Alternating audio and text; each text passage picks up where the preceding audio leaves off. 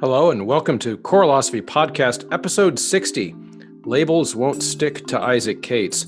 This was a really fun episode, and I don't want you to be afraid at the length of the episode. In fact, the length of the episode is a strength of the episode. I had Isaac over to the home studio to start talking, and I think he and I could have talked all night. And I went back afterwards and looked at our 90-minute conversation, and I thought, you know what, I'm going to trim this down. This is going to be too long, but then I ended up only being able to sacrifice 30 seconds or so because it's just so interesting. And Isaac is an engaging character and just a fantastic musician. The topic of the episode, Labels Won't Stick to Isaac, is really just what it sounds like. We are so obsessed with labels in our society, and what kind of musician is Isaac? Well, as you're going to listen to throughout this conversation, that's a really hard question to answer. Classically trained pianist, gospel singer, gospel songwriter, singer-songwriter, choral clinician, world traveler, right? It's hard to pin down what Isaac is. And the metaphor for the larger choral community is that's exactly as it should be. So you're going to hear this conversation kind of wander from topics of the exclusion of Black music from our history curriculums for people who are my age and younger and older, but over the last 100 years, not learning about all of the music. We're going to talk about that a little bit. We're going to talk about how classical and gospel and choral and all of those different types of genres can actually coexist. We're going to talk about some great advice Isaac has for seeing some common humanity in all people. And one of the ways that we do that is through music. So it's just a fantastic conversation.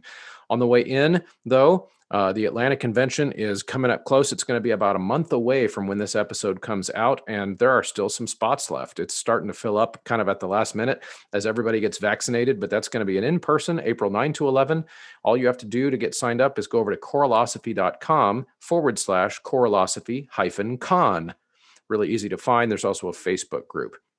Also, it is a great opportunity as we get set up for these returns to choir and returns to our ensembles with just things improving rapidly to grab some sheet music. So make sure you head over to graphitepublishing.com and ryanmain.com and find some awesome sheet music at a fingertip that you can just click and download and print, and you're ready to go. And plus, you can use Choralosophy at checkout over there. And as always, shout out to the Patreon producer level sponsors: Ulrika Igrain, Munoz Alarcon, Chandler Smith, David Kowalczyk, James Mock, Kyle Peterson, Michael Herron, Ryan Main, Steve and Kathy Kakas. So I have to tell you one of the worst dad jokes that I ever wrote, and it has to do with your shirt there. Okay. So I was trying to be funny, and I made a meme, and I Googled an image of like a double container of salt, okay? And the meme was 2-pack shaker. Oh. It was really bad. That's pretty bad. I posted it to my choir kids, and they were like, don't. Don't. It's a 2-pack shaker. And we're like, it's not that funny. It's not. It's bad. It's pretty bad. One of my boys was like, you spent time making that? Yeah. I was like, yeah. That's definitely dad joke worthy. Because, yeah. That's not the worst I've heard, though. No, I get pretty bad with the puns. Okay. You're punny. That's good to know. Yeah. Punny is good to know. Right. I prefer groans to laughter, actually. To my jokes. Yeah. I can see that. Have you renewed your Sight Reading Factory membership yet this year for you and all of your students? If not, get started. It's not ever too late, in my opinion, to give your students the gift of confident literacy and the empowerment that brings. It's amazing what happens when you really start to see the growth and you see that confidence build in their eyes. You can always use Choralosophy at checkout to get 10% off your whole order. For a school's order, that's a big savings, and you can use that code every time you renew each school year. Well, of course, I should probably, since we're rolling, I should probably tell people that I'm here with Isaac Cates. Hey, yeah, and we're just chatting in the studio. And So Isaac, why don't you just go back a little bit further and just tell us, for the people that that might not know you, a little bit about your background. And if you could, I'd actually like you to go back further than most of our professional bios do. Little Isaac, what made you first become a musician? That's the first question I always ask people. Little Isaac, well, West Philadelphia, born and raised. On the playground is where I spent most of my day. No, you know what? 4 years old. You know, I was a interesting kid. You know what? I was very, very average. The regular stuff. Love video games. Love Nintendo. Dating myself. Sega. All that stuff. Loved. But I was like a Renaissance kid, so I loved some of everything. I'm a creative too. So I loved drawing. I loved painting and that kind of thing. So my mother made me start studying piano at the age of 4. Absolutely detested it. Oh. Man, I wanted to be outside, right, and like breaking stuff and doing, but I had a gift for it. I could do that, and then I sung at church, and I discovered I could sing as well. And so that kind of led the interest. And it was not a choice. My mother could play piano, and not well. Just it was kind of like she was like country piano player. But my grandmother, her mother, was like supposedly like the best piano player in their little town of Mount Holly, which I mean that was like 400 people in Arkansas, so the part of Arkansas. Yeah. And so but was always musically inclined, and usually I just had a strong aptitude. So whatever it is, I put my mind to, with the exception of like math. Math has always been a struggle for me like that, But other than that, anything that had to do with geography or memorization or literacy or patterns or things of that nature, which of course math encompasses the pattern, but it came naturally to me. So music, they put me in piano lessons because they just kind of threw me into things, into whatever stuck. We would just see, and so I did not like it, but I stayed in it for a few years, long enough to do. Well, the fundamental things, and had a little Clementine Coulal and all the classical piano and all that stuff. Then eventually made it up to minuets and Bach and stuff. So by the time I was, I think maybe 10 years old, I talked my mother into letting me stop. Because I just was like, Mama, please. This is not how, she's like, oh, but you have a talent for it. I play recitals and stuff by then. But I stopped for maybe a year and a half. Maybe not that long. By the time I wasn't 12 yet. It was like maybe 11. Yeah. So I asked her again, can I have piano lessons? And she said, you've got to be kidding me. Because I never stopped playing. I never stopped working on my pieces, I see. My little things. Okay. I just started to noodle. And my ears started to kick in because I grew up in the black church experience. And so by then I was singing in the choir. And so I was like, well, why don't we sing the notes? The notes on the page are not what we're singing. So we don't sing the hymns like that. I'm looking and there's this choral style, 4 parts, and I'm like, we're not singing this. Everything we do is moving in parallel motion. I didn't say it that way, but I was like, I could make that correlation that it's not the same. So how can I merge these two? And so that's when it kind of started, was with ear. And so then I'd hear things on TV and the radio, and I could go and pick it up. And so she was like, if you do this, if we pay for this again for you, you are going to have to just go with it. And I said, okay. And I did it, and then never stopped. And so then I got really serious into it. And by then I started playing for the choirs at church, Metropolitan Baptist Temple, not the Washington Boulevard. Grew up there, which really nurtured a lot of my talents in music. And so I was able to sing and play, and at a very young age, play for like the adult choir. And so it wasn't like the typical black church experience, in that the music director was a music teacher as well. So it wasn't like we were just doing everything off the radio or just gospel things. So we would do spirituals. We would do, remember the Peterson cantatas? We would did all that. We did that stuff. So I grew up around that. So I'm so grateful for that. And she was happy. She was kind of also my piano teacher as well. Okay. So that's kind of the formative thing that got that going. And then of course I went on and started playing at different churches, and went on. Yeah, one of the things that I'm really interested in, just with everyone I talk to, and I don't even think this is a term, I might have just made this up, but is the musical psychology behind why we all do what we do. Mm-hmm. And it sounds like, and I don't want to put words in your mouth, but it sounds like there was a moment in your early childhood where you were playing the piano and you were getting okay at it, but you lost interest for a while.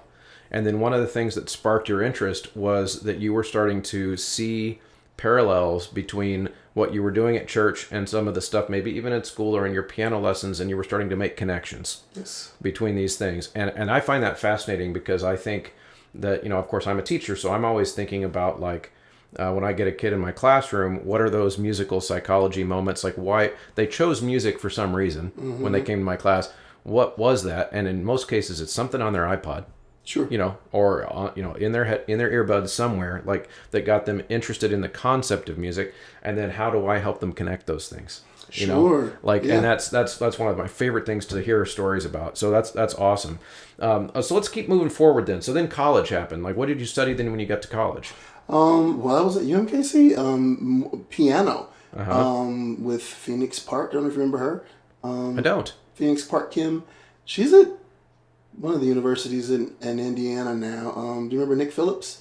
They were Yes. all DM. Yeah, so we were in their studio. And and then by then I was songwriting. I wrote my first song at the age of like 14. Was not very good. But I was really driven musically by that time, and so that was what I spent the majority of. And then of course I was in the choirs, there. But I kind of was like there, but always had my hands in other stuff. I really think I probably would have done better to not go to a school where I had to commute. Difficult thing for me was that I was still involved in the city way more than what a college student working on undergrad should have been doing. I mean, I was working on an album. I was playing at all these churches in Kansas City. I was paying for my own, I mean, it was just a lot going on, and I never really immersed. So I was kind of in, and if I was just to be all the way honest, I'll just be honest. I did not care for. I liked my teachers. I liked the education and things, but I did not care for the place while I was there.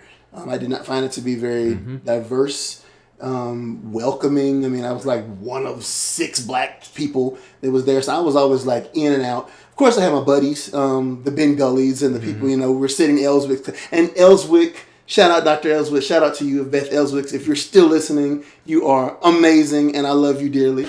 And there were some amazing teachers that were there, and the professors and whatnot, and I got a wonderful foundation musically. But I knew that I didn't want to go the route in that realm, not that way.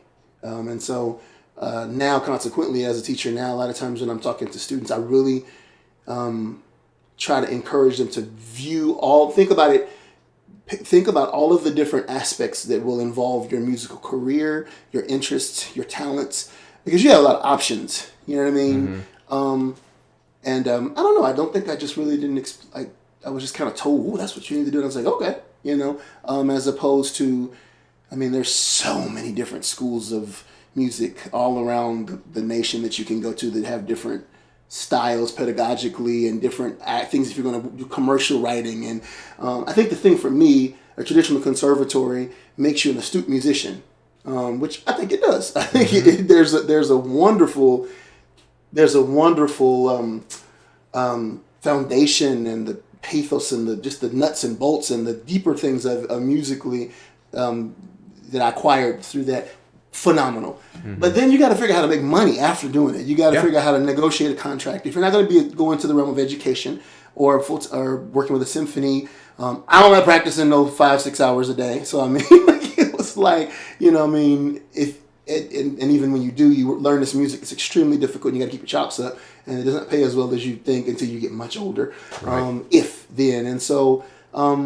Just learning how to navigate some of those things, learning about publishing and like BMI and CSAC and ASCAP and if I'm a Harry Fox agency and all these things that I learned about afterwards. And so, but while I was there, I also was when I started my group. Ordained is when that officially. I didn't realize that was when you were a student. Okay. I was when I was. I had a lot going on. And so, literally, we recorded our first album while I was there. Oh, okay. So thus That's awesome. the connection of us singing Lacrimosa, I was already immersed in all of these, studying so many different great choral works. So I mean, it was nothing to do. I think we did it while I was there. I'm pretty sure we did. I think at the time, of course, Robinson was, of course, still there. But I think it was Dr. Anderson was there. But I don't think we did that with him. I know we did the Requiem. I don't remember what year it was or whatever, but I'm sure we did the entire work. And so that was, and I'd done it before. And so then you move Brahms Requiem and Missa Solemnis, Beethoven, all these different things. So I had all this great choral stuff. That's, I think, when I fell in love with choral music. I already loved it, but I think I fell in love with the idea of it because I was more of a symphony guy. I loved symphonic music more. Interesting. When I first got there. Okay. Yeah, Strauss's and Alpine Symphony changed my life. Wow. Oh, nothing better. That's great. That's great. Yeah, that's a really great reflection. And I wonder too, by the way, I have an observation about UMKC. You mentioned earlier that you just didn't feel super welcoming on with the staff was great, but just the place. I had the same experience actually. Really? And I don't, and this is no shade against them because I agree the staff was great. I think one of the things that I attributed it to at the time, and of course I'm a white guy, so it's not that I was the only white guy there. That's not the issue. But I attributed it to the fact that it was a commuter campus.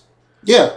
Nobody lives there. Yeah. So there's no on-campus life. And when there's no on-campus life, everyone's coming in just to get their classwork and get out there. Exactly. And so we didn't get, those of us us UMKC people didn't really get that traditional college experience where you maybe drink too much in the frat house or whatever. And and in a lot of ways, I kind of look back on that. I'm actually glad that I didn't because who knows what path I would have gone down if frat for graduate studies it's great. Yes, for people who already got their families going, you got undergrad. I mean, you already have a career going, and you need to get in there, do that. You're not all about that element. But for undergrad, no. It's just now there's campus life now. Is it okay? Because they've built a ton of dorms. I saw that. It's they tore down. Was it Twin Oaks? And and the old. All the nasty. They tore that out and built in some new ones. So it's a much better situation now, but that's great. In fact, we were just starting to touch on ordained, and since this is mostly people listening to this will be choir people, a good portion of my audience might know you from the ACDA performance with ordained. So tell us a little bit more about that group and how you define it. Yeah, okay, so ordained was started, I am... a friend of mine, Anthony Harvey, who was a music ed major, and he teaches at a high school somewhere in Kansas City. He plays R&B music and things like that, but he was a music ed major there. One of the other few black students that was there, and we met there. And his mother is a phenomenal songwriter and singer, Elwanda, and so she ended up becoming a mentor of mine. And it was his idea, let's start a group.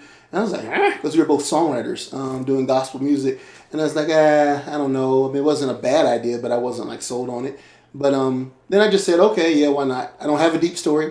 I didn't go to the mountains and look to the hills for someone to come with my help and meditate. There's nothing deep. He was like, let's do it. I was like, I don't know. He was like, you sure? I was like, okay.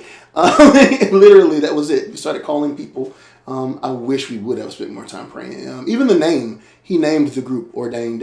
St. James United Methodist Church. I was playing there at the time. Reverend Cleaver II, the congressman, was then the pastor.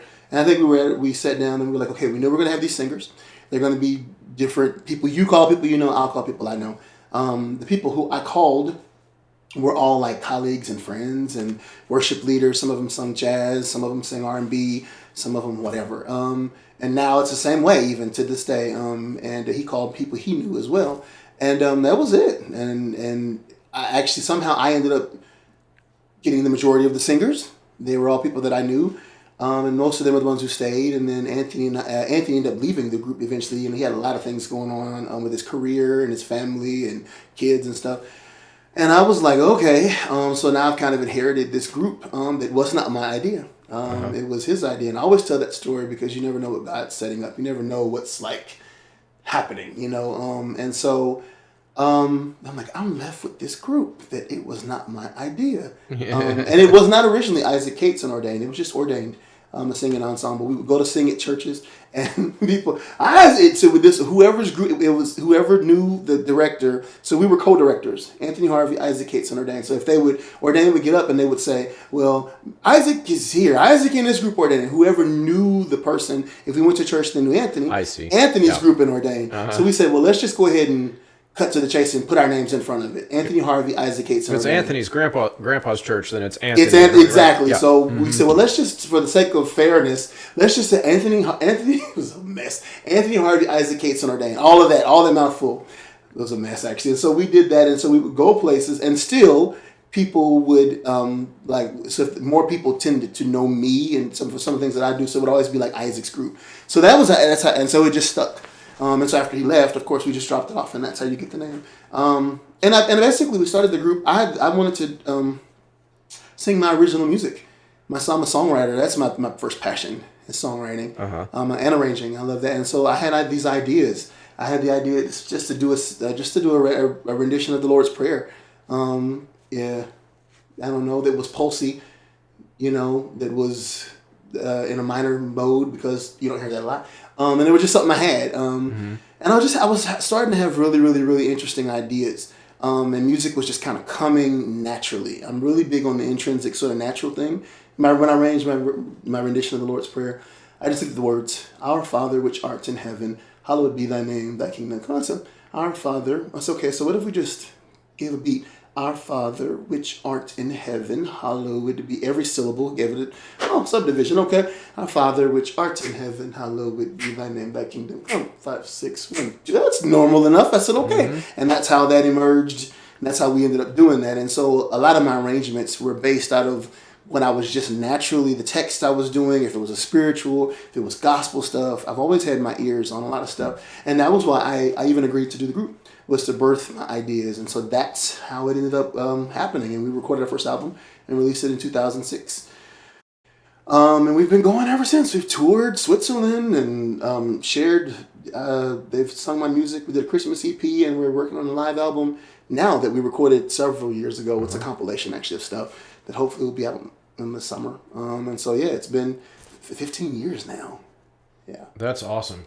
So with when we heard the group at ACDA, we heard a program that was very eclectic, including the Lacrimosa, all the way to some things that we would, those of us whites, would think of as gospel. Yeah. Right. So is that typical of an ordained program, or were you doing like stuff because it's a choir convention that you wouldn't normally do? Does that make sense? That's typical of an ordained concert. That's cool. That is, we are, which now you're really getting off into, for you choralosophy people. Chris he's piquing my interest, because now it gets into the conversation of, I just almost have felt like I never belonged in one area, because it's I take everything that we sing very seriously. When I was putting that program of music together, when we shared with Conservatory and the men's chorus, and of course the Allegro, and when we all came together, I just wanted to give a snapshot of one of the things that we do, who I am, because I forget these people don't know who I am, and who we are in Kansas City. But then also to have a great opportunity to celebrate. I am a gospel musician as well. I mean, I don't ever forsake that. And I'm like, shoot, yeah, so we need to sing something of Andre Crouch. So I put together the two fathers of contemporary gospel music are Andre Crouch and Edwin Hawkins. And so we did a medley, a mashup at the end of them. And then I wanted to do something that people could relate to, like a hymn. The hymn Even Me is in almost every hymnal. I mean, it's in the Methodist, it's in the Presbyterian, it's even Baptist. So I said, okay, we'll do a setting of that. And then we'll do, because, I mean, I'm gratuitous for myself and whatever. It's because I want to buy my albums eventually. So we'll do two of my things. And so it was too long, but that was how I came up with what we would sing. And I don't know, I just thought, so our concerts are typically like that. The difficult thing is for me, working with singers who, many of them don't have the background that I have in music. Many of them some of them do. There are 2 or 3 of them who are studied voice or piano, and many of ordained play piano, and there's 2 or 3 that have degrees in vocal. So yeah, they're pretty diverse, but most of them don't have that choral background. Right. Okay. So I remember when I first taught them the Lacrimosa back in 2006 or whatever. they were just being all weird, and I'm like, guys, people go sing it at like these little black churches, and in Pentecostal holiness churches, they think you're speaking in tongues. So I give the libretto, say lacrimosa dieci, and I give them the translation. Oh, hallelujah! I said, no, I'm not speaking in tongues, guys. It's not tongues. Thank you. I said, no, it's not. You didn't feel anything. That was not the Lord. That was just, you totally misinterpreting. This is Latin, guys. This is like a mass. Trust me. And so, and even then, it was difficult because I'm teaching them and I fuss. I said, I want you to get the gravity of what the Requiem is, what this memorial is. I mean, just the Requiem in general, just the DC, not the Mozart situation with all of the mystique and silly stuff, but just what it is, what is it, what we're honoring. And once I told them, they were like, oh. I said, heck yeah.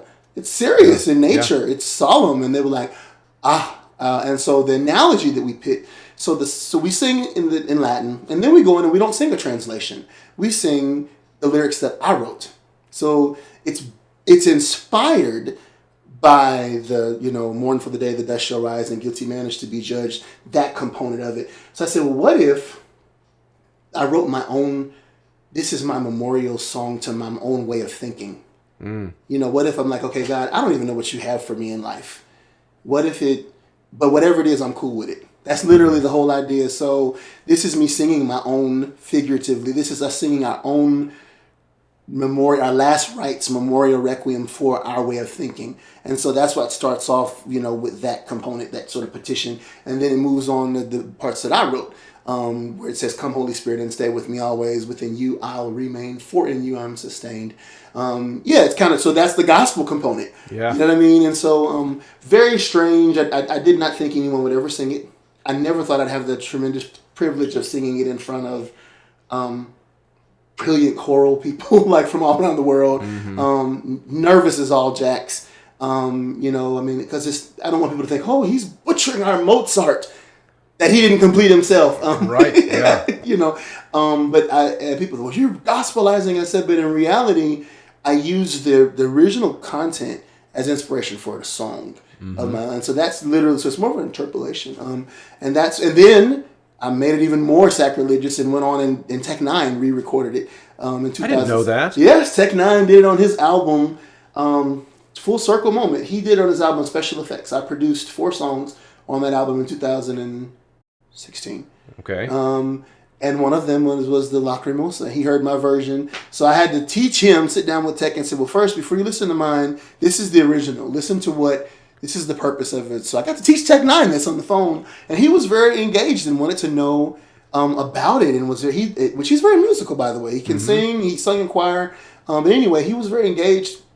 And he wanted to do it as a memorial piece for his mother, who died from from lupus, which my mother died from lupus as well in 2011. So we actually used it in the way that it was intended, which was so interesting that this hardcore rapper would want to use my rendition and interpolation of something that's based on something that's super choral. I mean, look at the 3 levels of, and so that's a full circle moment. And I think that that led to the popularization of it.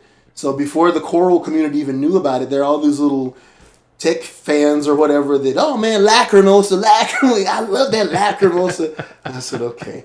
So that was just one of the things. That's crazy. I love that. That's such a neat story. I've met Tech Nine. I met him nice in guy, I was 1997. He was not even really famous yet. Yeah. And I was standing in a line to get into a concert down in Westport, and he was just walking the line, passing out his demo CDs, and so we were all like, who's this guy? And we just kind of put it in our pocket, and I found it under the seat of my car a couple of years later. By that point, he'd blown up by that point. Yeah. So it's pretty cool. Pretty cool Kansas City Tech Nine story. I can say officially that this is the first Tech Nine discussion on my podcast. See, there we go. Already doing new things. That's all right. We're breaking ground here.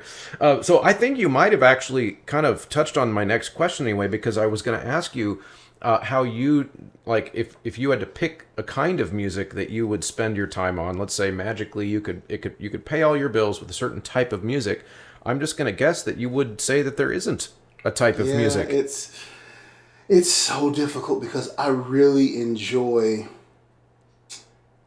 That is a great question. It's hard for me. It is really hard for me. I think because I've composed some classical music as well, I just am not confident about it at all. So I don't ever dare talk about it. I find ways to introduce little things, little elements of it, little motifs into some of my gospel music. That's my little punk way of sort of getting testing the waters if people will like it, and I don't know if they do or don't. But I don't know. I think I know at heart I'm a songwriter, and I love the experience of seeing people of evoking some sort of emotion from people through what we sing. So for me, it's difficult because I can go and listen to I don't know, it's crazy. I love Bobby McFerrin. Oh yeah. Man, when he came into the Kaufman Center, it was just and I was on a flight with him in 2019, but didn't get to meet him. I didn't want to be that weird person, and he was in the first class. But I can top that. I peed at a urinal next to Ray Charles. Okay, yeah, you win. Yeah. His bodyguard, I still looked over at him at the urinal, and his bodyguard stepped in. That is hilarious. Did he talk to you? Did you say no? I was. You don't talk at urinals. You don't. That's bro code. But we were in the airport, and I just looked over, and of course you did the double take because I was like, I think that was Ray Charles. But then I had to go back and look again, and then the bodyguard got all suspicious, and so then How did he know you were looking at him? Well, because it was Ray Charles. I was staring. But he's blind. How did he know? No. Ray Charles didn't know. Oh. The bodyguard got suspicious and kind of just poked his head in. Ray looks over at you. Hey, man, I see you. It's like, what? How did Ray know? Okay. That's funny. Pretty cool. Yeah, that's pretty funny. So, okay, yeah, this makes sense. And what I think I'm hearing, and I think it's actually an awesome thing and it should be encouraged, is that you really feel like you're fish in the water when you are taking the elements, and this goes all the way back to your childhood story. That I'm not a licensed therapist, but it sounds like, I mean, the what really lights your fire is being able to find musical connections and put them together, almost like musical Legos. Yeah. It's like this, just because no one's put this together with this doesn't mean it can't happen. Absolutely. And that's awesome. And I actually think that I would prefer a world of music where more of that happened. Yeah. And especially, again, thinking back to my interest in this topic, which is my kids, my students at school, and what lights their brains on fire musically. And oftentimes they're gonna walk into my classroom with some kind of an influence that's, they're not coming in with a background knowledge of choral music, right? I'm gonna give that to them in class, right. But they're gonna bring their own different backgrounds and figuring out those ways to synthesize that. And they keep you relevant, don't they? Yeah. Kids will. Oh yeah. I mean, and I won't lie. I teach private voice and piano, and they share a lot of artists, and I just wish they didn't sometimes. But a lot of times, I find some really great gems in some of the people that they listen to. Some of the it's not all junk. A lot of it is, but I mean, some of them have incredibly. It's just cool to get insight, you know what I mean, about what they're listening to, because I think that helps you teach them, right? Yeah, for sure. You get in their minds and see what they're. That doesn't mean that you change your program or anything. I think they appreciate it when you at least listen. I think that's just a human nature thing. They, here, this is what I like. Even if I listen, sometimes I just blink. They let me hear, oh, this is a great singer, and I listen. I'm like, okay. I'm like, if you like it, and. I don't ever down on one, but I think that's great. I love that reciprocity that happens of us sharing, that element. Yeah, absolutely. So, can a choir buy Isaac Cates arrangements sheet music? Like some of them, yeah, they can. They can definitely get the Lacrimosa. It's self-published right now. Okay. Through they just have to reach out. If they email Isaac Cates Publishing, Isaac Cates ISAACCATES Publishing @gmail.com. They can reach out, and it's a lady there that runs. We're working on my store right now. My website should be up. It's being updated. Okay. IsaacCatesMusic.com. To where they'll be able to go and get that. My arrangement of the Carol of the Bells that I did randomly a couple of years ago, which test for shared it on Choir Buzz, and like 1 million views later, and people started buying it. It's hilarious. But That is available. That's actually published through J.W. Pepper. Okay. Mark Hayes was instrumental in making that happen. So, but yeah, they can. But the majority of my original things are the more flavorful things, if you will. A lot of my original music, there is sheet music. Some of it's just lead sheet. Because I'm a songwriter, so some things are a lead sheet with a melodic line with some harmonies and the chords. Lacrimosa is actually through scored though. I mean, it's a whole score for that because it's SATB with a divisi at the end. So they can. Yeah, we're working on it. Okay. Yeah, and I can put links to all that in the show notes so that people can see it, whether they check out this episode now or 6 months from now or whatever. Awesome. They'll be able to find that. So it sounds like if there's a few things that are sheet musicable, not a word, then your typical process, is it not sheet music? Do you do it all at the piano? Like, is this all happen in your head? Tell us about like how you actually create an arrangement. What's the steps? It's, you know what, it's different depending on what I am doing. Because ordained, a lot of them do not. Most of them. Some of them read music, but most of them probably don't read as they're not as fluent with it as I am. Some of them, which is kind of my bad. I should have spent more time. I've always been them. They've been my guinea pigs. It started off as a gospel group, and I was like, I don't have time to teach you how to read notes. Here, just sing. This is what I want. And so because I'm a singer as well, it's so much of it is in the Black tradition of by rote. Although a lot of the things I come up with musically, it's harder. It's not just, tertiary sort of 3-part harmony moving in parallels. It splits and it's stuff. It's clustering and stuff, and it can be challenging. So it depends. Sometimes I will put a score in front of them. Depends on what we're working on. But usually the stuff that's new, because they get it before I've even. I'm old school. Before I even get to finale or Sibelius or anything like that, I either will just write down a chart with some part harmonies, or I'll just get staff paper and I'll write it in my handwritten calligraphy. I find that to be easy sometimes and faster for me. It's ugly and a mess sometimes, and when I get to my engravers, they're looking like, Isaac, really? And so, which it can be difficult sometimes because I'm not very good with. Okay with finale, but I'm not like a whiz with that. Not like composers that do that all the time. Right. I kind of want to get to the music really fast. So, but my calligraphy is pretty good, actually. So it's playable. I mean, we've had studio sessions where string players have had to come in. Almost every string session we've ever done, I wrote it by hand. Wow. And so it's a weird. And then the singers, I write their parts sometimes too by hand. And then a lot of times they don't get a part at all. And I just tell them, take out your recorders, sing this, because I just wrote this like last week or yesterday. Yeah. And so they are my guinea pigs as well. And so they've seen every iteration of my music before it. I mean, they do my demos. Or I'll demo it first, or it'll start with just a voice note on my phone. And then if I like the voice note, when I listen back to it, I'll say, I like that melody, let me write it down.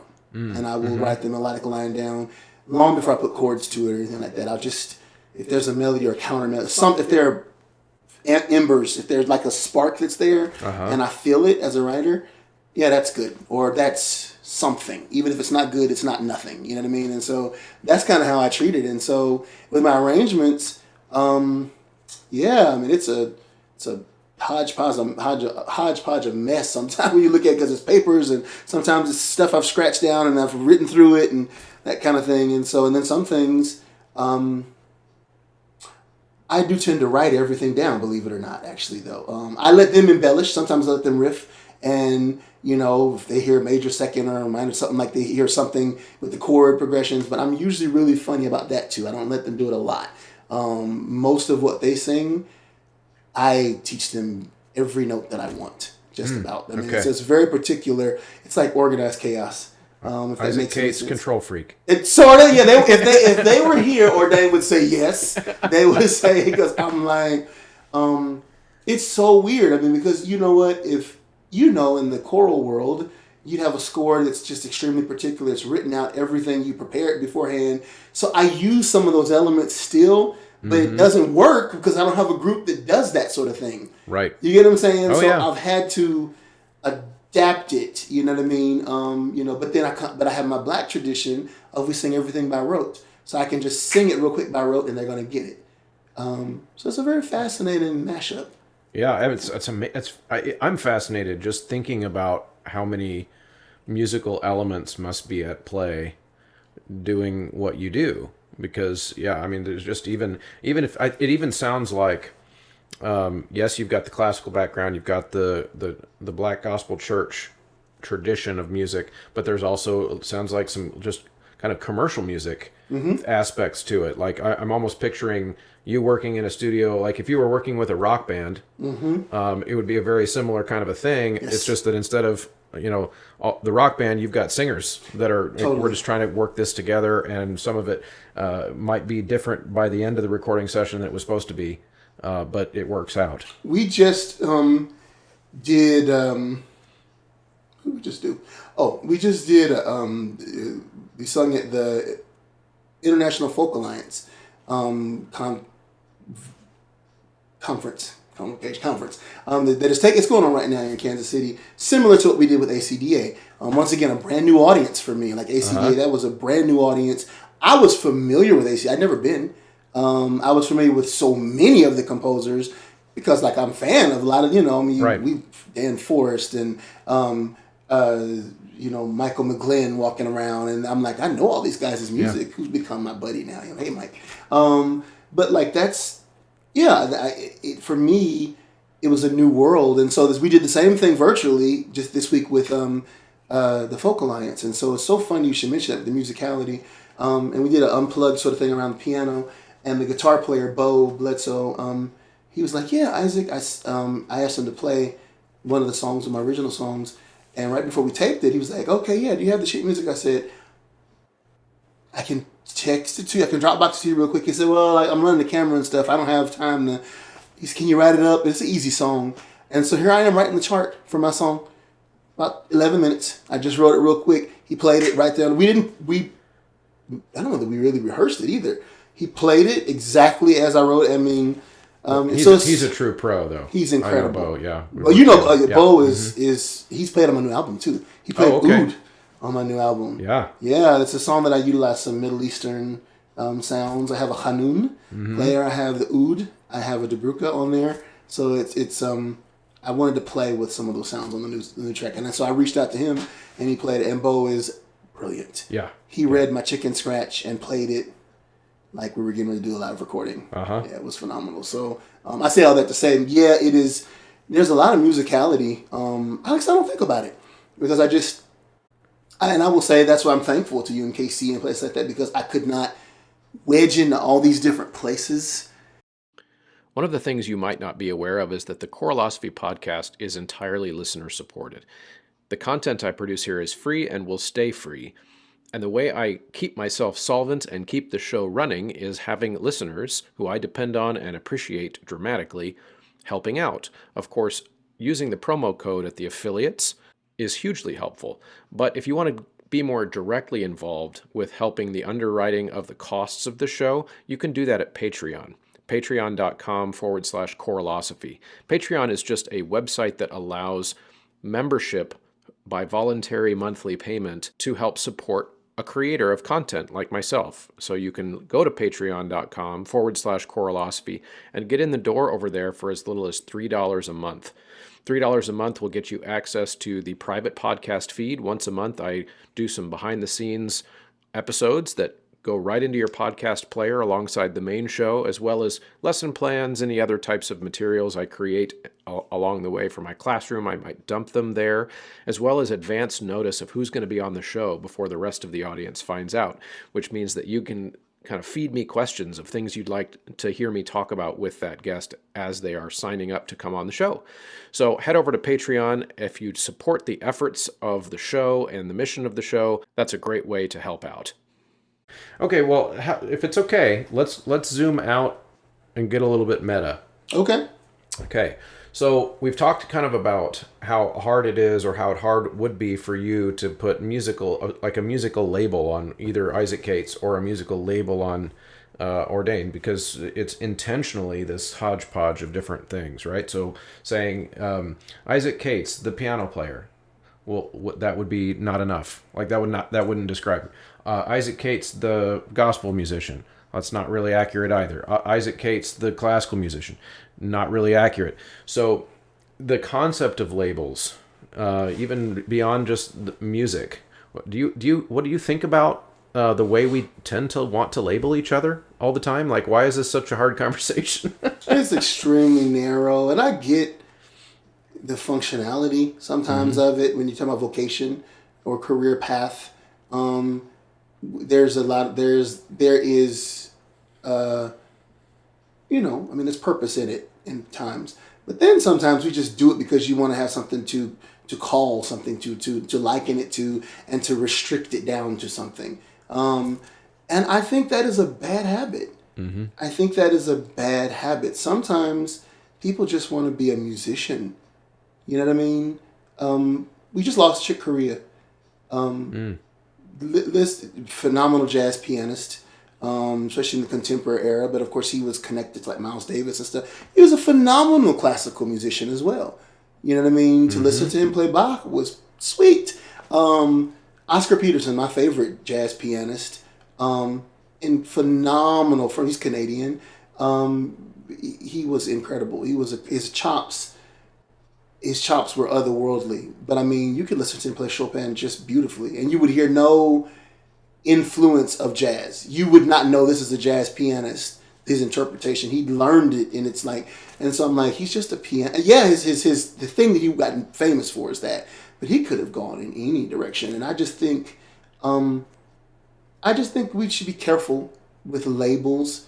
With that, I'm not a big. Like I said, I see the necessity in them in some avenues and arenas, but I think we're musicians. You know what I mean? And and then you can have parentheses that do this or a specialty area of that. You know what I'm saying? You know, because I get it. So like you study medicine, you have internal medicine people that just can, or general practitioner, and then you have specialty fields from there. You may have a nephrologist or whatever, but they all still know the basic nuts and bolts of human anatomy. Right. You see what I'm saying? They're all doctors. Exactly. Yeah. And Right. and I'm like, and I get it. And then they will tell you, well, this is my specialty area. Mm-hmm. And I think it's common. I think it's very normal and healthy to have an area of specialty. I think that's a good thing. But I'm saying that not every single person fits into that mode. Yeah. Not everyone, and you may not fit into that mode the duration of your career or life. Uh-huh. You know what I mean? You may decide to learn another style. Aretha Franklin, her taking voice lessons is hilarious. Your videos of her singing Nessun Dorma, I was like, oh man, it wasn't classical at all, but it's still Aretha singing it. The fact that she appreciated it enough to study a little bit of classical voice and piano, I think that's amazing, man. Yeah. She didn't need it. Her career was made as the Queen of Soul. And so, and when they would interview her, they'd be like, what? You singing an aria? And she's like, yeah, can I sing an aria? Yeah. Yeah, I think my thoughts on, just labels as just a general concept, oftentimes are shackles on the way we think about ourselves, but they're usually placed on us by other people. Yes. In other words, and I think when we were communicating via text or Facebook Messenger, whatever we were writing back and forth before we were talking, one of the comments you made, which I found really interesting, was that people tend to label you by whatever the first exposure is to you. And that makes total sense. I can identify with that too. Even if I could just be really simple with this explanation or with this example, but obviously my kids for the rest of their life are going to label me as dad. Mm-hmm. My students will label me as their choir teacher because that's how we met. Sure. And these aren't necessarily harmful. That's not harmful, but what it happens sometimes it starts to put boxes around what we think we can be. Yes. Right. And so to go even a little bit more meta, I think about things like, when we start to attach labels like, even like political labels, like, oh, I'm a conservative, I'm a liberal. Well, what does that mean to you? Because conservative means one thing to one person, means a different thing to another person. Sure. And in a different country, the liberal means something different than it means here. Right. Right. So I think that my thought about it is that we use the label, like you said, as a way to, you got to communicate in some way. You've got to be able to call something something so that you can start the conversation. As long as we remain flexible, intellectually flexible, that's the key, with how that affects our output, right? Yes. So just because someone met Isaac as a piano player doesn't mean that the next time they interact has to be so that Isaac plays the piano and that I sing, or whatever, right? Absolutely. Absolutely, because it's just interesting. In Kansas City, many people know me as a pianist. In Europe, they know me more of a singer. I do more singing and a choir clinician, because gospel choir, for some odd reason, is huge. Oh, they love it over there. They have enormous choirs too, like hundreds of people, festivals, and like shout out to people in Europe, y'all are wonderful. But every time I go to Italy, I mean, just before the pandemic, Torino and Varese, and then I did Australia, and then I did Madrid, Spain. I mean, so all these places I never would have thought would have been open or available to me. And once because their country sizes, their countries are akin to our states, it's nothing for you to go over there. And I do a workshop in Torino, Italy, and then the leader from a huge organization from Sweden, from Stockholm, comes in to sit in my presentation with 200 singers, and he's like, I want you at the Stockholm Gospel Festival. I'm like, okay, and so that's opened up. But over there, they know me as a clinician. I'll play when I'm teaching or whatever, or when I start. At some point, I will, but I'm there like singing more often than not. And they actually wouldn't bring me if it was just playing. I mean, they don't need a black dude playing classical music. I mean, they own that, So I mean, like, I mean, I never forget doing a workshop in Leipzig. I mean, and I got to go to the Bach Museum. Bach Fest was going on while I was there. And I was there doing a gospel thing. And they were so impressed that they brought me there to do gospel music, but I was geeked out about seeing St. Thomas Church and seeing where Bach debuted his Passions. And so they set some stuff up because they were like, you are very different in that way. I even use it in my teaching. Teaching gospel music, so much of it, you're navigating through the speech, of course, isn't their first, English isn't their first language. And so you're navigating through the accents and, all the weird things that we have that they don't. And I was telling them basically the oral tradition, y'all just do what I say, do me. I'll teach you, sing what and I said, let me tell you why. Let me give you context, because we're singing gospel music, which is an Americanized art form. I said, so if we were singing German Lieder, I said, so for instance, if we saw the name Wagner in America, and if they didn't study music or don't know Germanic pronunciation, we just say Wagner. They all laughed. Oh, what? I said, now at the count of three, everybody pronounce it. 1, 2, 3, goes Wagner. I said, exactly. I said, which one is right? He said, Wagner. I said, why? He was from here. I said, exactly. Yeah. I said, right. So I know that. This is me educating you. And they were like, oh. And I said, and I think it was just interesting, the fact that I had such great respect for their culture, for their, Bach, of course, I mean, he's all right. Yeah, I mean, he's all right, but, and I was geeked, to be able to, and so to think that was able to feed that other side of me, even though I was able to do something completely different. And so, yeah, you're right. When they meet me in different places and other places, they know me as a composer, We debuted one of my pieces with the St. Louis Symphony Orchestra, Kevin Macbeth, 40th year celebration of the Robert Ray Gospel Mass. Man, to even meet Robert Ray was so cool, Professor Ray, because we've all sung that. We've seen that black book with the white letters and whatever. I mean, I remember being a kid seeing that thing, and we've all sung the acclamation or something from it or whatever. We all love the, what's the one? Is it the Kyrie? I forget which one it is that everyone likes, but it's the whole thing is very accessible. I mean, it's real 70s-ish, but the sound of it, but it's the first work of its type, right. And it's a ping. And so to share a program with him, it was overwhelming. I didn't sing one note. I didn't play the piano. I sat up in the mezzanine and cried. I never cry at my music, but I was like, original song that I wrote and composed, and then with Jonathan started orchestrated, being debuted with a world-class symphony on the same program with a history. And then, of course, at ACDA, I played the Robert Ray Mass when they did.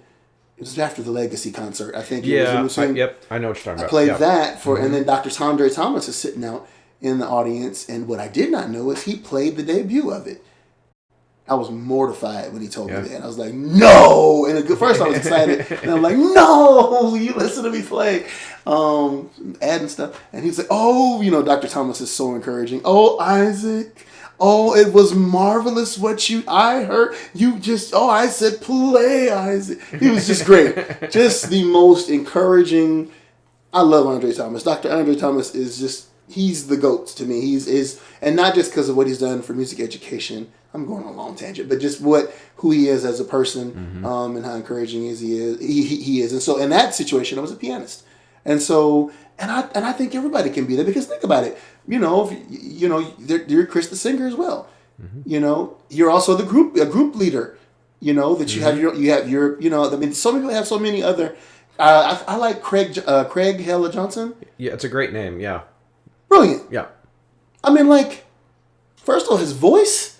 He got a beautiful singing voice. I've never heard him sing. Oh man, that's great. You know his "Will There Really Be a Morning"? Oh yeah. Go look up a video of him singing it and playing it live. Oh, okay. Yeah, I'll check that out. It's beautiful. And I don't know if it's... What's the name of his choir? That's Conservatory, right? Conservatory, yes. Yeah. Go listen to him do that, and it will And I was like, beautiful pianist. And I was just kind of like, okay, you can do everything, So I say that to say we never know. Olayelo. We know his compositions. Yeah. His crazy kind of orchestral things he likes to do with voice, but then he's mad skills ad-libbing on the piano. Yeah, brilliant player. So I think I like that. I love to. How I meet you is one thing, but and then to go further better, I kind of want to know who you are. You know what I mean? What is your philosophy, and why do you sing? Why do you play? Well, I love listening to composers talk about. Songwriters talk about what their muse is, what their inspiration is, where does it come from, what's behind it. I don't ever want to hear someone sing or play just because they can. Yeah. What does it mean to you? Right. Yeah. That's the worst. And we teach this to our kids, right? Yep. And I'm like, and we run into that a lot in gospel music. Unfortunately, I can say this, is that there's so much skill and talent, but there's very little heart sometimes. Sometimes there's, but when there's passion, it's a lot of it. Yeah. But the newer generation, they can sing so well. And I'm like, okay, but don't sing at me. Don't play at me, that is the biggest turnoff to me. I don't care how cerebral. It can be thick, you know what I mean? But whatever. How many C's in thick on that one? Is that with four? I was going to say three. Three C's? Okay. Yeah, right. it could be. But meet me here. Tell me what it is. Let me feel. And that is my thing. That is my thing with because I feel like as musicians, our biggest responsibility is to communicate. I really think that is, that's how. If it's text, if it's an emotion, if it's a people, if it's a culture, if it's a story, if it's an idea, whatever it is, I just don't think it should just be there. And you not intend to leave people with something. It's not elevator ancillary, just in the background. Yeah, that's. I totally agree. I agree with all that. I have my interest got piqued a little while ago when you were telling the story of the of your gospel festivals that you've done in Europe. Yeah. So I have a question about that. I'm assuming that because you do those and you enjoy them, that is just the times we live in, I guess, sparked this question, but. Why is that not cultural appropriation? Why is it? I'm assuming you think it's not, or else you wouldn't go do it. So, but I can think of people that would probably say it is. Yeah. So, how do you think of that? Well, I think you need to know the history of in these situations of gospel music. It's a younger thing. So a lot of their quote unquote legends, who are the forerunners of it, are still alive.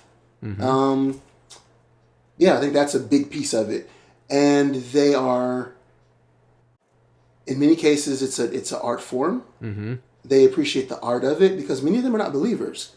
A lot of them come from a Catholicism, and they abandon that or anything or nothing at all. Many of them are not believers. When you share, they just like the music. And so I think because there is and usually the things that I go to, I'm not the first one. there's usually a legacy.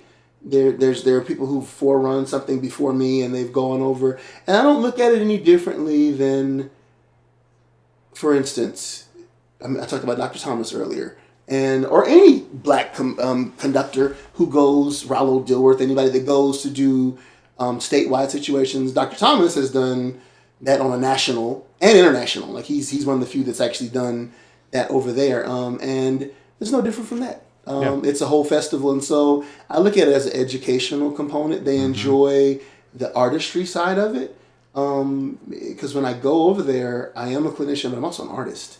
Like I say, I'm big. I'm big in Europe, or whatever. Get a T-shirt. I'm big in Europe. No, I mean, but it's they literally. I see why so many artists say, "Buy states, peace," and they go to Africa or what. Stevie Wonder just said he's relocating to Ghana or something like that. I think I saw that online. He said he's getting ready to retire there, or maybe not retire, but live there. And Tina Turner. I mean, I get why there's just such a great appreciation. And so until you, I guess, are in it and have done more than just one, like when you've actually gotten and I don't mean just go and you do a booked in situation and then you out. Because there's that too. There's the tour, because I think maybe the appropriation part may come during the Christmas season, because gospel Christmas tours are a big thing. And because you have yourself a group and whatnot, they will bring you play the biggest concert halls if you get the right promoter, and you can get the connection in, and they pay really well and stuff too. But the stuff that I do, a lot of the events that I do are close to 3 to 4 to 5 days long. So there's a whole thing where I'm either working with the soloists and or I'm teaching kind of my Isaac choral approach to doing whatever, or they know my music, and so they're bringing me, and I'm sharing them. I'm sharing with them not just as an artist, but I'm also giving them some nuggets of how to sing the music and a bit of the background, and so and then there's just my side where there's a missionary side too. Because I'm also a music missionary, so I've done some trips as well where I didn't pay. I didn't get paid. I actually paid to go over there. Now it's to the point where now I don't do as many of those because I'm almost always booked over there now. But I still try to find time to seed into it as well. Yeah. So. Yeah, I feel like my answer to that type of question is usually pretty simple, and maybe it's too simple. I don't know, but I feel like music at a fundamental level, like you said earlier, we're musicians, and I think music is for everybody. Right. It's for everybody. To me, where it crosses the line is into what should be, I feel like, kind of obvious, which is that someone who is engaging in a music making without respecting it, using it as a party trick, right? That kind of thing. And if you, as the expert in the gospel expert in the room, who goes to one of these festivals, and you get the sense that you're there because they respect it, and they want to bring an expert in to talk about it. To me, there's nothing wrong with that. No, you got to do it. That's how music lives. It should be done. That's how music lives. It is the most wholesome thing, and it isn't until people walk up to you afterwards. I think, especially for the gospel thing, because it's not so cerebral minded as well. For many reasons, but I mean, like you go, and it's so emotional for so many of them, and I've lost track. They walk up to me with tears in their eyes, and they can't even speak English well. They just, I feel when you sing, or when we sing, or I'm not even a Christian, but you believe this, don't you? Or I am a Christian and I feel isolated over here. Or then there's the interpersonal human connections. My wife just died from cancer, and you sharing this music, it's helping me now. I mean, like, it's way bigger than just the, what I mean? Those are the moments I will never forget. Just will never. There was I did a workshop in Puglia, Martina Franca, which is the southern part of Italy, and just gorgeous. And there was a little girl that was a part of this big kind of community thing that they did, and they did a thing. Some of them sung, some of them were singers, some of them was the first time they were singing. So first time singers singing gospel music can be rough, and it's a different language. So the hardest thing you got to get them to not do is blow their voices, because it seems so shouty to them, and it's like, oh, please don't, like please, guys. And so, but I'll never forget. There's this little girl, and she gets up and she tells me. I told the story about one of my songs that I wrote, which I wrote right before my mother passed. And she's cried. She stood. She had to translate. And she said, "Oh my God, the story about your mother makes my heart hurt." And she said, and she asked Rachel, she said, "Can I give Isaac a hug?" And I said, "Yes, you can." And then they tell me afterwards that she had some very rare form of I don't know if it was like but you know how some, what is it, type 1 diabetes, where the children have that. I'm not sure which type it is, but I know what they're you're talking born about. with it. Yeah. Mm-hmm. And her prognosis wasn't good. And Right. so I don't even know if she's still alive to this day, actually. But I just remember that. I will never forget that. And I just won't forget that. That's beautiful. Moments like that make it so worth it. And so those are the connecting components to that sort of thing. And so when I go, I'm really stickler about, I don't just want you to fly me over here all these hours on this airplane for me to just walk out and wave my hands and play real good or sing real good and everyone applaud and then I just dip out, there's a part of me that's that ambivert other side of me, which I don't want them all over me, but I put that aside because these people care. Yeah. They're not looking for any agenda.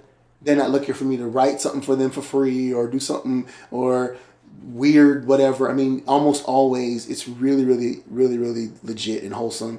Yeah. And it's just touched my heart doing that because it's not a music that they have. They don't have that. So keeping in mind, it's the funniest thing that their indigenous music are the great, especially in Europe, are the great composers that we study in classical music. And that's great, but they look to American culture and they're like, okay, yeah, but y'all have rock and roll. You have jazz, you have blues, you have gospel. Uh-huh. That's what we want. And that's another. The grass is always greener on the other side. Always that. It is always, you know what I mean? It is always that. I mean, and so it's fascinating. It's really, really fascinating, that element, to go and to connect with people in that way. Yeah. I went on a choir tour once, Eastern Europe, and it was a UMKC choir, actually, with Dr. Anderson. Uh-huh. And there was a choir in the church. After one of our performances, they had come to hear us, and it was a Polish, teenage gospel choir. And they came up to us afterwards, and they begged to sing for us. Because, of course, we're Americans, and gospel is American. Of course, we're all super white.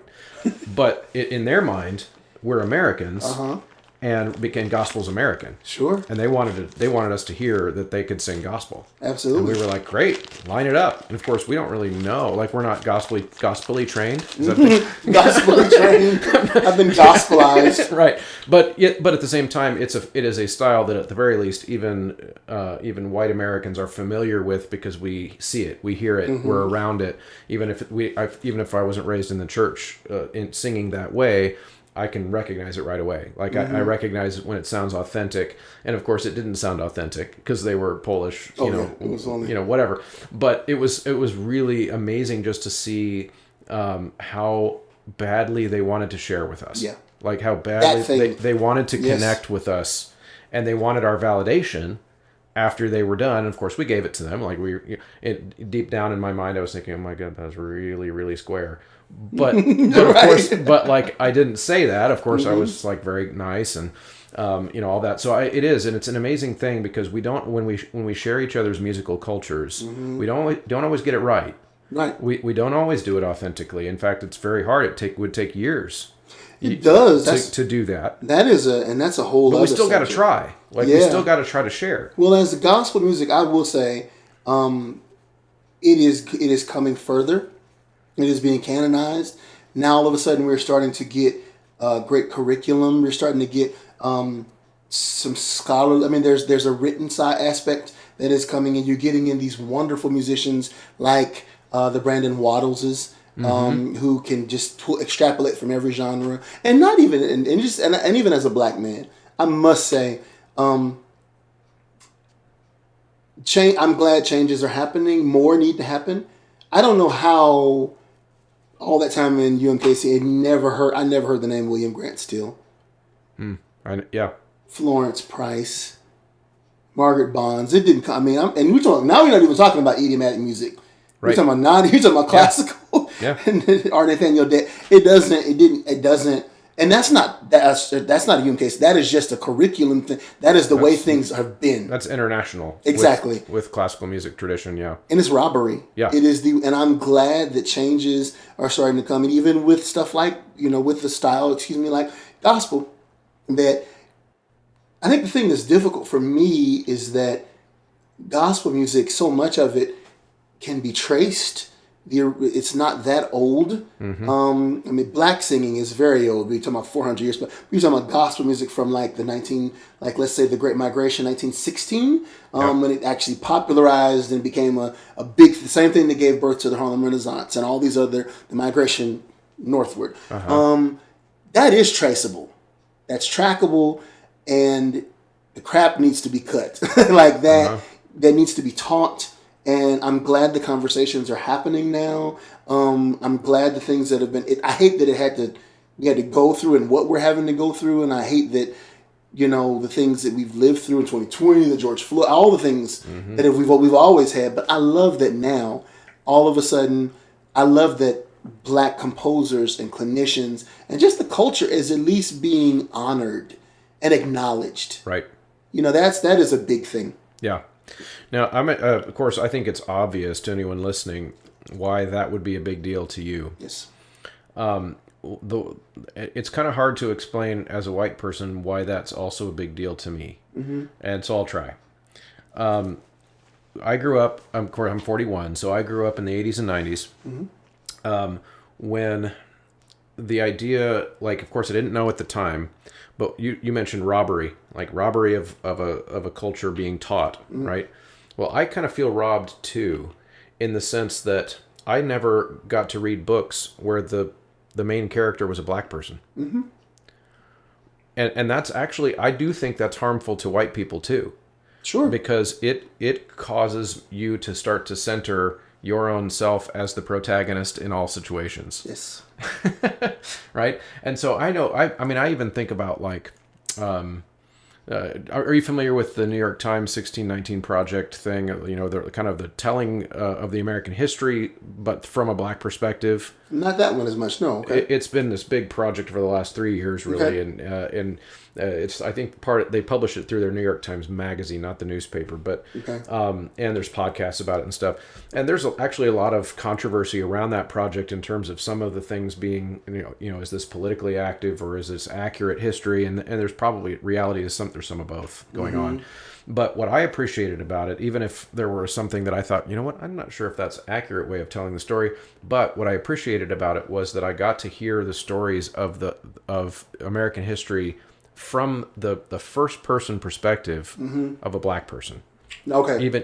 Even written, for example, they went back and found letters of a Black woman writing to her children after they'd been separated. I was never given that perspective. Yeah, no. I was taught about what happened to Black people from the white perspective. Yes. But I was never put in that position to because when you read someone's firsthand stuff, you start to become that person. Yes. And I think that's what's missing. And I agree. I think it was deliberately taken out. It was deliberately, yeah, for sure. So it's certainly not. It's not that our generation's fault. Because you don't. You look up, and I talk to people that have completed DMAs, where they're like, I've never heard. And I'm seeing that all over the brilliant musical who are not racist. I'm talking about white people, who are like, if I knew the music even existed, I would have, And then you don't even know that you don't know, because it just so little of it, so much of it has been intentionally squelched. Yep. And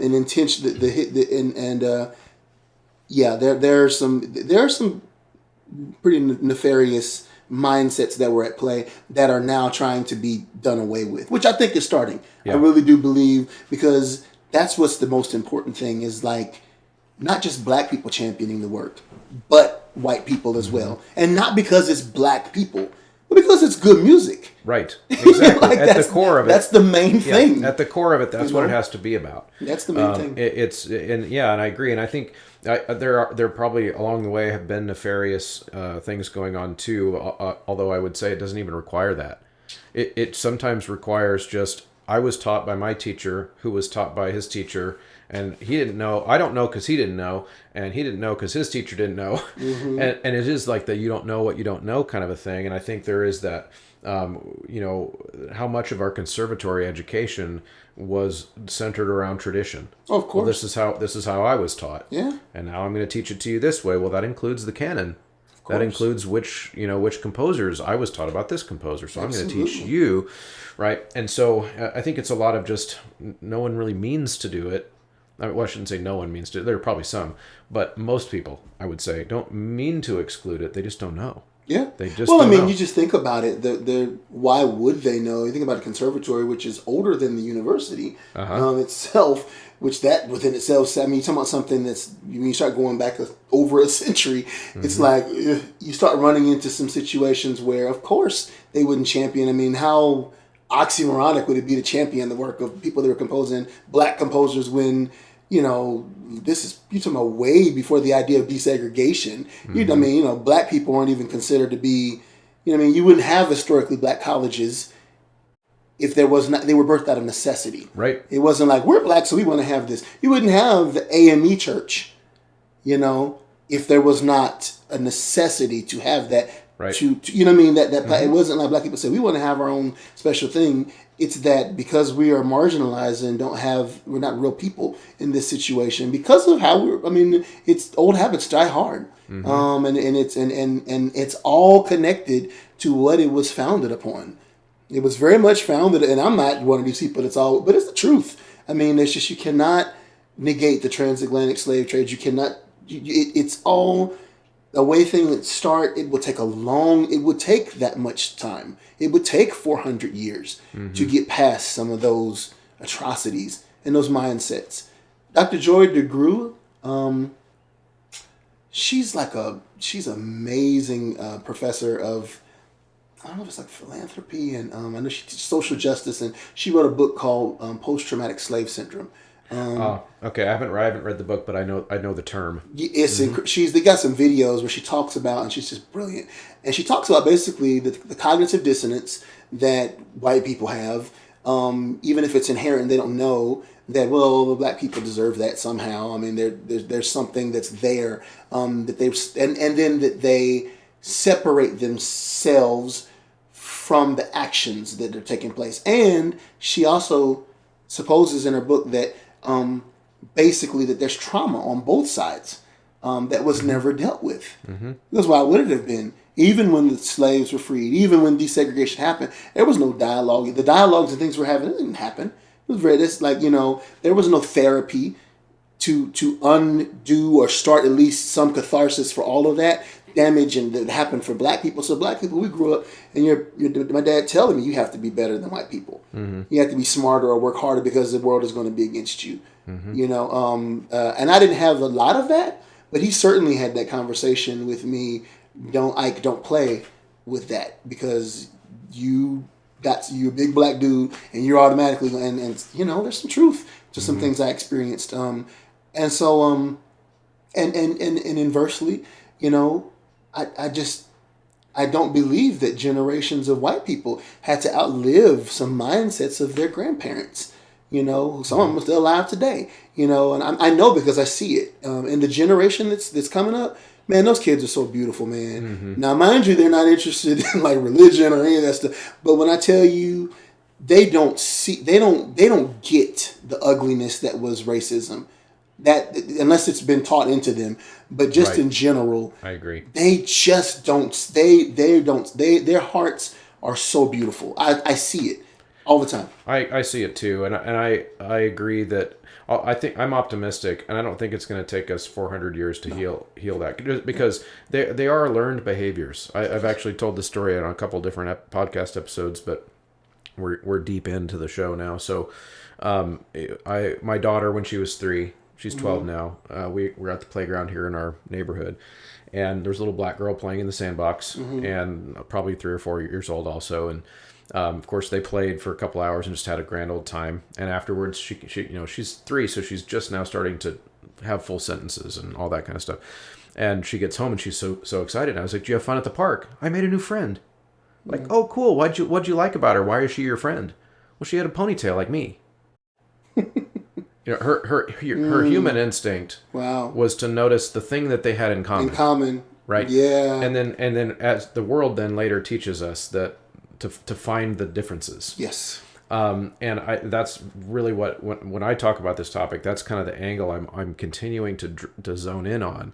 Is like, yes, there are differences, and there are differences in the experience. There are differences in the stories that are told, generation to generation. Mm-hmm. The Black experience is not the same as the white experience, but Sure. there are so many things that are the same about us. Oh, so much. So many things. Yes. And my vision, and maybe this is this is Pollyanna or a little too optimistic or whatever, people could pick on it, but that for me, my favorite kind of social justice conversation is the one that starts at our similarities and then branches out. If we start with our differences, then we tend to go off in our camps. And I don't know, I think that's important, especially when we do work in, these kind of cross-pollinated musical worlds where, Yes.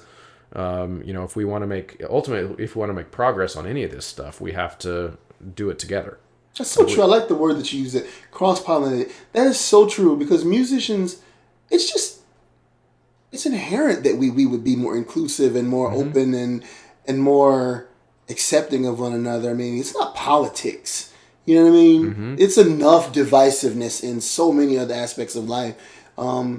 It's just intrinsic and natural to want to connect. Yeah. In music, and in the fine art. I mean, it's so closely connected to the soul, that it's hard to you have to go out of your way. You got to do extra work to be separatist and sort of. It takes energy. Uh-huh. Yeah. Yeah, and you don't even have to, kind of going back to the kind of the taking out of certain Black stories and things throughout history, and like me not feeling like I got to learn enough stuff at a young age, and also kind of feeling robbed by that. You don't have to hate someone to otherize them. Which I think that's something people miss sometimes too. Like, so if I grow up only reading firsthand stories from the perspective of a white person, I'm going to grow up and see, well, this is my group. Mm-hmm. And I could like them, but they're another group. Sure. Right? Well, I think that's something that, to me, that's human progress over the next 100 years is going to be starting to get rid of that idea. Yeah. Like, because ultimately race is a biological fiction. It doesn't really exist. Like, there is no race gene. There are population genes. There are there are genes that make your skin darker than mine. Right. But like, where's that line? Right. There's no such thing as a pure race of anything. Oh, especially now. Right now. All yeah. And I think this is going to be in 30 to 40 years from now. We're going to be all beige. I'm telling you, one of my best friends, Ashley, at my church, he plays bass, and his wife's white, he's Black, cutest little brown kids, little beige kids, and and I'm just like, see now, see, right. And I just think that's beautiful, because I don't know, I just feel like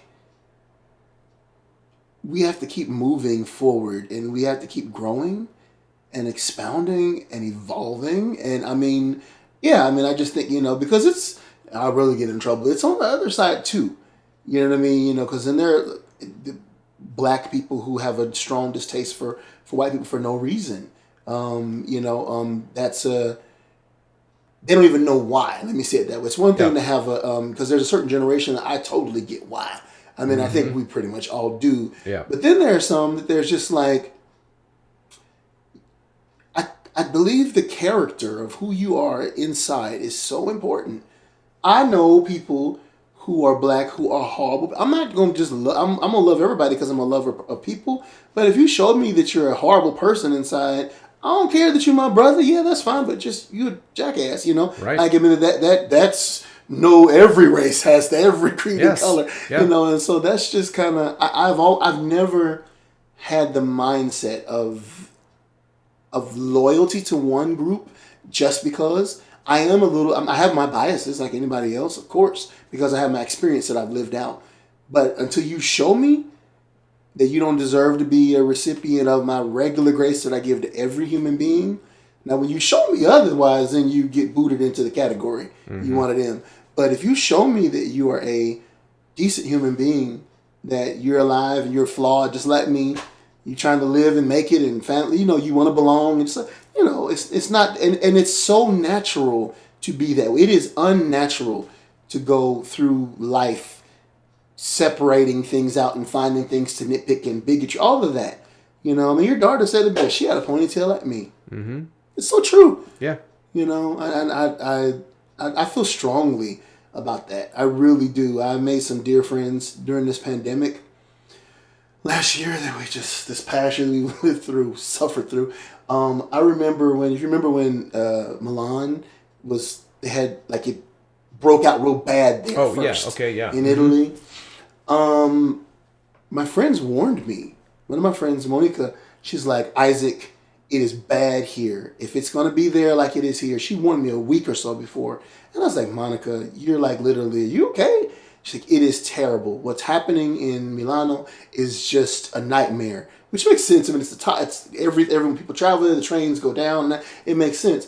But, like, I was like, you got to be over-exaggerating. She was not. Mm-hmm. Literally the next week or two, it was like, when you looked on social media, oh my God, my aunt passed. Or, oh no, Nana's sick. Or pray for my whatever, whomever. I'm like, what's going on? Mm-hmm. Literally, it felt time released almost, And I will never forget just that she, and along with other friends that I've met while I'm traveling over there, check on me they won't let a month go by and not call or email me or check in or not to see what I'm doing musically or who I know or what I'm working on. Sometimes, there's that too, but just how are you? The humanity. They don't look like me no more than the man in the moon. As my friend said, these are the original white people. Like, it doesn't get any more white than, like, Scandinavian white, Right. But just as warm and beautiful. My friends in Japan, I'm like, and that just showed me something as humans, you know what I mean? I don't know. It touched my heart, and it helped me get through to where we are even today, because we all went through this complete shutdown. We're still feeling the effects of it. I think we're going to have repercussions. There are going to be little traumas and things that'll have to be psychologically sifted through and whatnot. I don't think we even know the impacts of what we've just lived through. I agree. I don't think we will. Yeah, exactly. Yeah. I don't know that your children will be grown and we'll still be talking about it. Oh yeah, I think they'll be telling their kids about these stories. And so, sure. I think, but you know what? If it took that to get the attention of the world to stop being so, we're a more globalized world than ever before. Mm-hmm. Globalization is a thing, and just like even like down to like how we utilize social media. I think it is so cool that I can stay in touch with people that I was pretty sure that I won't see again before I die. Like, I meet some people, when you meet somebody and you do a clinic or a workshop with 100 people in a choir, 11-hour flight away, you don't go in there thinking, I'll see you next year. You don't go into that. Right. You go into it with a different appreciation, like, tell me your story, okay, stay in touch, God bless you. If I see you, then great. If not, live well. Literally, I go in wanting to. So social media has allowed me to stay connected with these beautiful people. You know what I mean? Who I otherwise, and so when people get on there and they're all mad at each other and bickering I just think we need to be careful. I think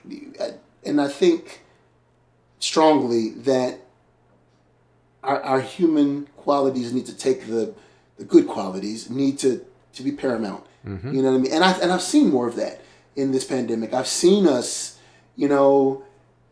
care for each other a little more, pick up the phone a little more, email, or even just the consideration to listen, because when you're busy, which we all are, you're in your own lane, that's it. Mm-hmm.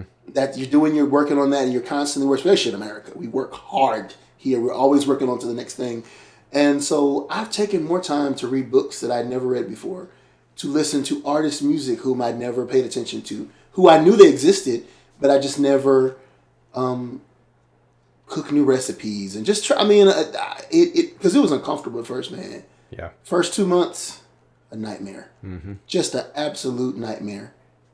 literally, I looked forward to the sun going down every day to say, "Geez, okay, I made it through that day." It's how it felt. Like I was so over it, and so it forced me to recalibrate and then deal with myself. Yeah. Do some kind of soul seeking on myself and like, okay, and then even appreciate the things that I had foresight about that I didn't know. So a lot of people, we went virtual, right? The whole world.